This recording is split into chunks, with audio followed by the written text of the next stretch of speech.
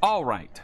What is up, everybody? Buckshot. Welcome back to a new video. So today, this video is actually going to be a review of the newest patch that just came out for DBD, and I want to discuss some flaws that I have found with this patch, and also kind of talk a little bit about a bug that I have run into that took me a long time to fix. So I'm actually going to be giving you guys the secret to fix that as well, because it is very complicated to fix. Okay. So let's start off with the patch review, and then we'll get into the bug section later. So first off, I really do like this patch, but I do think that there are some glamoring flaws. The number one flaw I want to talk about is perk stacking. So at the moment, people can actually combine perks like Dying Light and Thanatophobia, or Gift of Pain and Thanatophobia, and it's causing issues and really extremely long, basically unnecessarily long matches. A lot of people are complaining about this. A lot of people don't like this. A lot of Redditors are crying about it. And I can understand why. It's not fun playing a 20-minute match, which, I mean, nowadays is like 30 minutes because of the gen times. Anyway, it's not fun.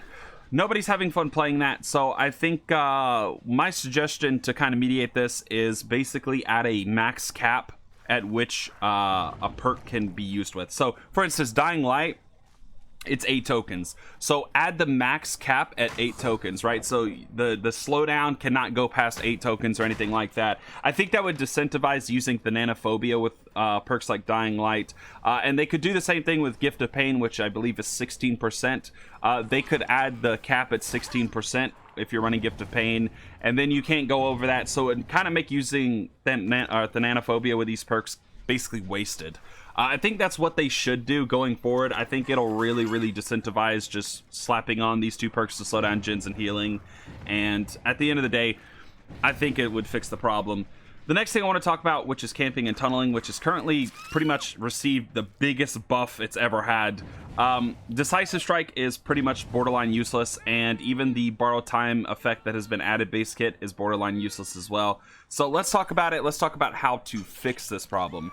So the number one thing to kind of disincentivize camping and tunneling, I would say, is definitely upping the base time borrowed time a little bit more. So currently the problem is base kit borrow time it's too low. 3 seconds is basically nothing in the grand scheme of things, and that's why a lot of people are turning to perks like Off the Records. But the problem with Off the Record is, even with it, you could still be tunneled.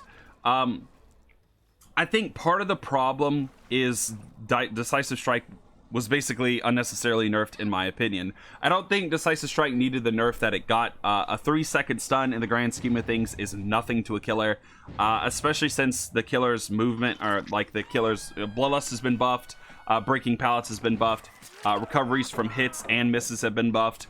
I mean, in the grand scheme of things, nothing has really changed in terms of like camping and tunneling, except for the fact that Decisive Strike is no longer the viable option to prevent being camped and tunneled.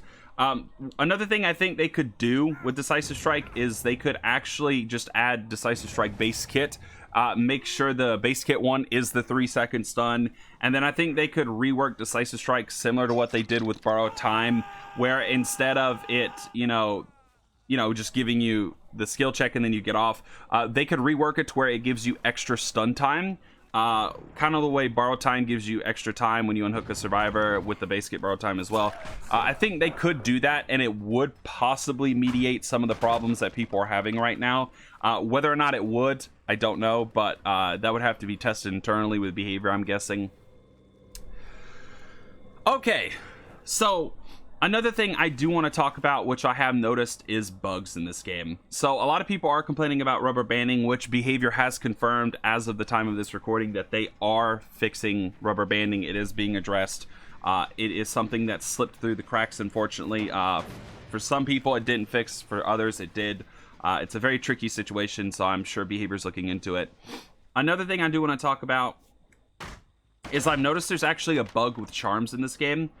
So right now, for some odd reason, perks that aren't teachables are not showing up in your charms.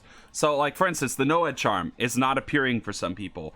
Very odd that the Noed charm is not appearing, but for some people, they actually don't have the Noed charm. I'm very curious to find out what's going on with that. I'm sure it's something I'm sure it's a bug. I don't think it's intentional unless they actually just got rid of non-teachable perk charms, which, why would they do that? I mean, they spent the whole time making them. Why would you just get rid of non-teachable perk charms?